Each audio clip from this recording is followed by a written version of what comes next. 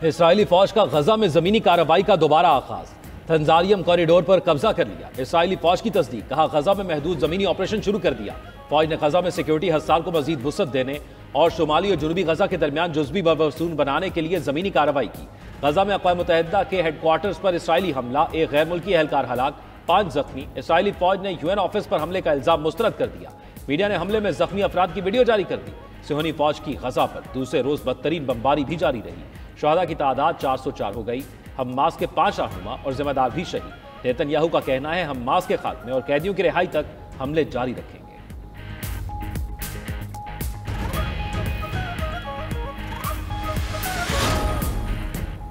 ये पागलपन खत्म करो। गाजा में दोबारा जंग शुरू करने के खिलाफ हजारों इजरायली सड़कों पर निकल आए। इजरायली मीडिया के मुताबिक हुकूमत मुखालिफ मुजाहरे में शरीक हजारों अफराद की यरूशलेम का मरकजी दरवाजा बंद करने की कोशिश। मुजाहिरीन का नेतन्याहू की रिहाइशगाह की तरफ मार्च। मुजाहिरीन का शिन बेट के सरबराह रोनन बार को बरतरफ करने की हुकूमती फैसले के खिलाफ भी एहतजाज। मुजाहिरीन ने कहा इस पागलपन को खत्म करने का वक्त है, इससे पहले कि हमारे पास कोई मुल्क बाकी न रहे।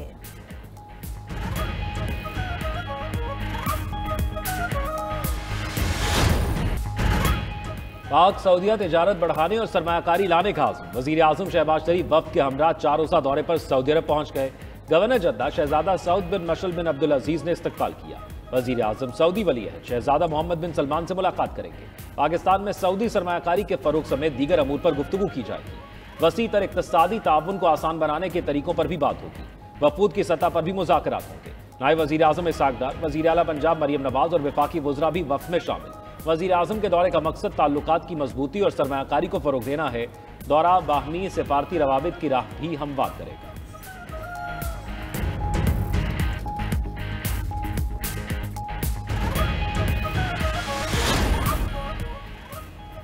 खैबर पख्तूनख्वा में ऑपरेशन की इजाज़त नहीं देंगे। वज़ीर आला अली अमीन गंडापुर ने दहशत गर्दी पर काबू पाने के लिए अफगानिस्तान से बातचीत ज़रूरी करार दी। कहते हैं ऑपरेशन का फ़ायदा नहीं, नुकसान ही होना है। इंटेलिजेंस बेस्ड ऑपरेशन तो पहले से चल रहे हैं, सबको बैठना होगा। करारदाद पास करने से कुछ नहीं होता। कमर बाजवा से इख्तलाफ हो सकता है लेकिन फ़ौज से नहीं। फ़ौज हमारी है, फ़ौज मजबूत होगी तो पाकिस्तान मजबूत होगा। आर्मी चीफ से ताल्लुकात बिल्कुल ठीक है। आर्मी चीफ ने हमारे सूबे के जायज़ हकूक़ को हमेशा सपोर्ट किया। फ़ौज पर तनकीद होती है तो दुख होता है। जब तक बानी जेल में सियासी इस्तेहकाम नहीं आ सकता, आगे बढ़ने के लिए बानी पीटीआई को रिहा करना चाहिए।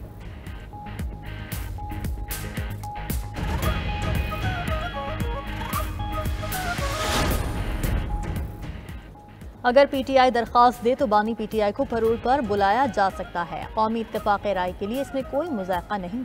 वज़ीर आज़म के मुशीर राना सनाउल्लाह कहते हैं कि अगर ये कौमी इत्तेफाक राय का हिस्सा बनना चाहते हैं तो वज़ीर आज़म को मशवरा दूंगा कि बानी पीटीआई को पैरोल पर बुलाया जाए। राना सनाउल्लाह का मज़ीद कहना था कि अगर जाफर एक्सप्रेस के मुतासरीन से हमदर्दी होती तो पीटीआई इजलास में शिरकत करती। बानी पीटीआई ने हमेशा अपनी ज़ात को तरजीह दी। मौलाना फजलुर रहमान ने कल मुस्बत गुफ्तगू की। मौलाना ने अफगान सूरत हाल से मुताल्लिक़ किरदार अदा करने को कहा।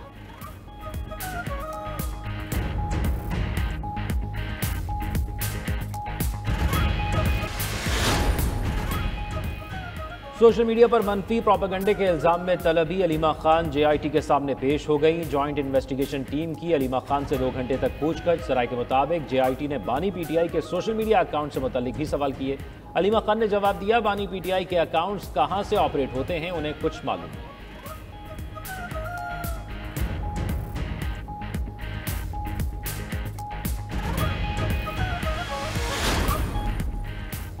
इस्लामाबाद में मुस्तफा नवाज खोखर की रिहाइशगाह पर अपोजिशन जमातों की बैठक। मौलाना फजलुर रहमान, महमूद अचकजई, असद कैसर, साहबजादा हामिद रजा, लतीफ़ खोसा और दीगर की शिरकत। दहशतगर्दी की मौजूदा लहर और सियासी उमूर पर तबादला ख्याल। मौलाना फजलुर रहमान ने कहा कि मुल्की मसाइल का हल इत्तेफाक राय और आइन की हुक्मरानी में है। महमूद अचकजई ने मसाइल का हल आइन पर अमल को करार दिया। बोले पार्लियामान की बालादस्ती और आइन पर अमल से ही दहशतगर्दी और खराबियों से निकला जा सकता है। अपोजिशन इत्तेहाद में मुख्तलिफ जमातों की शमूलियत पर भी मुशावरत।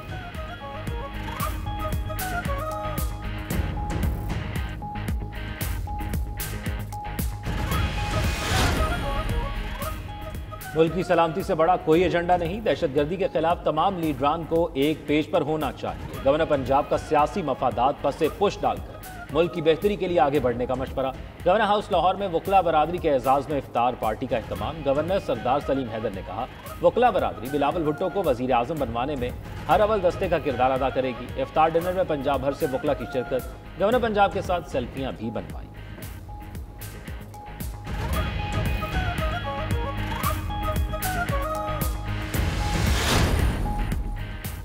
JUI के सीनियर रहनुमा हाफिज हुसैन अहमद कोयटा में इंतकाल कर गए। वो तवील अरसे से अलील थे। नमाज जनाजा का ऐलान बाद में किया जाएगा। JUI सरबराह मौलाना फजलुर रहमान का हाफिज हुसैन अहमद के इंतकाल पर इजहार ताज़ियत।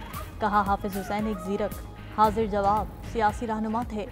हुसैन यादों का एक बाब ख़त्म हो गया। अहले खाना से ताज़ियत का इजहार। स्पीकर कौमी असम्बली अयाज सादिक, साबिक़ चेयरमैन सेनेट सादिक संजरानी और दीगर सियासी रहनुमाओं का भी हाफिज हुसैन के इंतकाल पर इजहार अफसोस।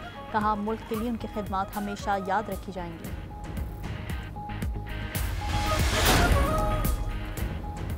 चीफ जस्टिस पाकिस्तान याहिया अफरीदी का करप्शन के खिलाफ बड़ा इक़दाम। सुप्रीम कोर्ट में एंटी करप्शन हॉटलाइन कायम। एलामिया के मुताबिक सुप्रीम कोर्ट में कोई भी रिश्वत तलब करे तो व्हाट्सएप नंबर पर शिकायत दर्ज कराए, फौरी इंसाफ पाए। कोई सरकारी या गैर सरकारी शख्स मुकदमा मुकर्रर करने, नकल के हसूल या अदालत से मुतल्लिका किसी काम पर रिश्वत मांगे तो इतला करें। नाम खुफिया रखा जाएगा। मकसद आला अदालतों में एहतसाब और आवाम को फौरी इंसाफ की राह में हायल रुकावटों को दूर करना है। चीफ जस्टिस याहिया अफरीदी ने आवाम के नाम पैगाम भी जारी कर दिया। कहा, फैसले सिर्फ कानून के मुताबिक होंगे। अदलिया की आज़ादी पर कोई समझौता नहीं होगा।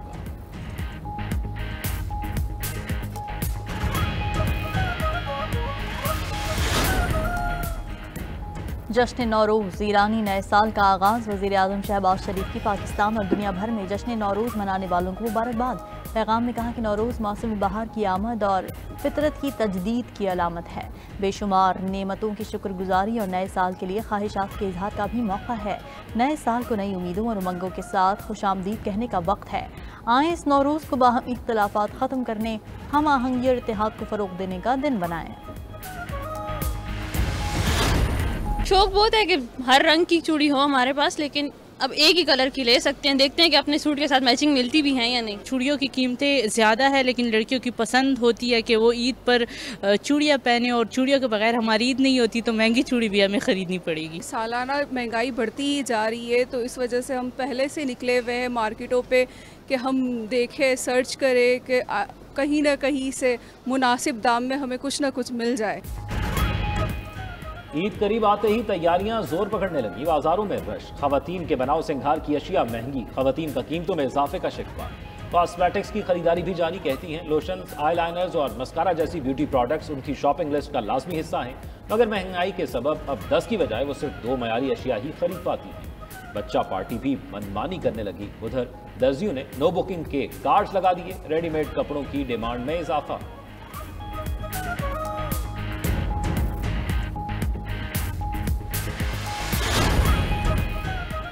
वफाकी हुकूमत का ईद उल फितर की तातीलात का ऐलान। पीर 31 मार्च से बुध 2 अप्रैल तक तातीलात होंगी।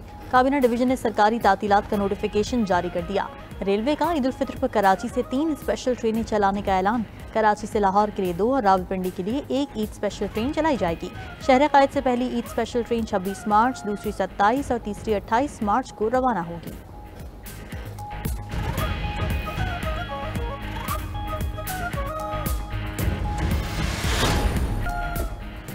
मस्जिदुल हराम में ज़ायरीन के आराम और राहत के लिए हरमैन शरीफैन इंतज़ामिया की शानदार इक़दामात। खुसूसी तौर पर तैयार करदा आला मयार के 33,000 कालीनों का इस्तेमाल। ये ख़ास कालीन सिर्फ हरमैन शरीफैन के लिए तैयार किए जाते हैं। इनकी रोज़ाना की बुनियाद पर सफाई की जाती है। आला किस्म की खुशबू से मुअत्तर भी किया जाता है। उधर ज़ायरीन की बढ़ती तादाद के पेश नज़र सिक्योरिटी इंतजाम भी सख्त। मक्का मुकर्रमा में उम्रा ज़ायरीन की निगरानी के लिए 200 स्मार्ट स्क्रीन नस्ब।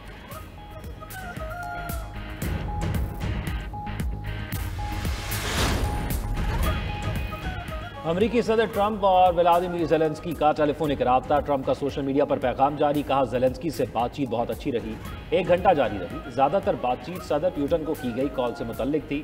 मकसद रूस और यूक्रेन दोनों के मुतालिबात और ज़रूरियात के हवाले से हमांगी पैदा करना था। हम सही सिमत में जा रहे हैं।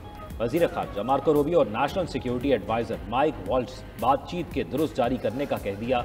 मज़ीद लिखा कि इजाफी बयान जल्दी शाया किया जाएगा।